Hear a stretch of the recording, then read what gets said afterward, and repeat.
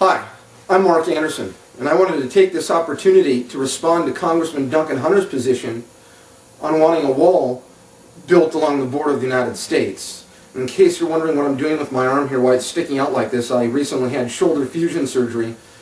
I had 12 screws put in my shoulder, and I'm wearing a device called a quadrant brace that holds my arm in this position. But I wanted to respond to Congressman Hunter's position on wanting a wall built along the border of the United States. First of all, I'd like to go over my credentials as having once belonged to the immigration control movement. I served on the state steering committee for Pat Buchanan's campaign for his 2000 campaign. And in fact, when he came into the state of Minnesota, I even had the opportunity to chauffeur him one time.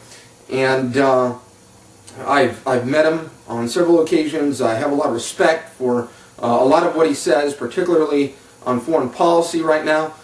His position of supporting non-interventionism, staying out of entangling alliances, very wise positions in my estimation.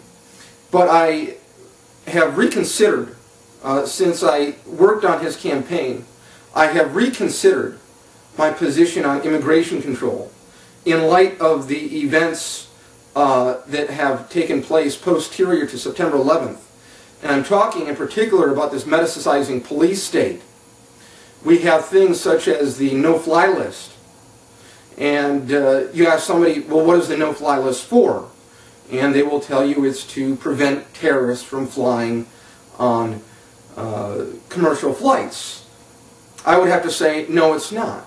Because a known terrorist, if a known terrorist is trying to board a flight, and this is a known terrorist, do you really think they're going to be told that you cannot fly? No, they're going to be arrested, probably sent to Guantanamo Bay and tortured. So who is the no-fly list really for?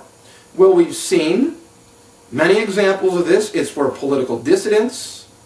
I can see a time. You owe the IRS back taxes. Well, what do you think you're doing thinking you can fly? You have no business going on a vacation when you owe the IRS money. Why do you think you should be able to travel anywhere? So you will find you won't be able to board a flight. Political dissidents, you owe the IRS money. For that matter, you have bad credit. In fact, they even use that now as a factor in determining whether or not you're a so-called terror risk. You have bad credit. Well, you owe all these creditors, no matter how fictitious the bills might be. Oh, well, it says you owe all these creditors money. What do you think you're doing trying to board this flight? Again, why do you think you should be allowed to spend money to travel when you owe all these people money? And it could be medical bills that somebody gets stuck with. And so really that is the direction that I see the country moving in, and it's really scary.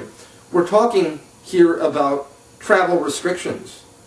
And of course travel restrictions are the hallmark of repressive regimes. This was the kind of thing that happened in the Soviet Union. And now we see this happening in the United States. Now let us look at the Bush administration's record of immigration control. Those who are in favor of immigration control and border control have generally not been very satisfied with President Bush. And so I think that begs the question, if you don't trust Bush, or for that matter many other politicians, on the issue of immigration control, then why would you trust these same politicians, why would you trust the government to have a fence built along the border of the United States? Have you guys ever heard of something called the Berlin Wall? I mean, this isn't going back too many years ago. That was sold as something that would keep all those evil fascist capitalists out of the Eastern Bloc states. But it was also used to trap people in.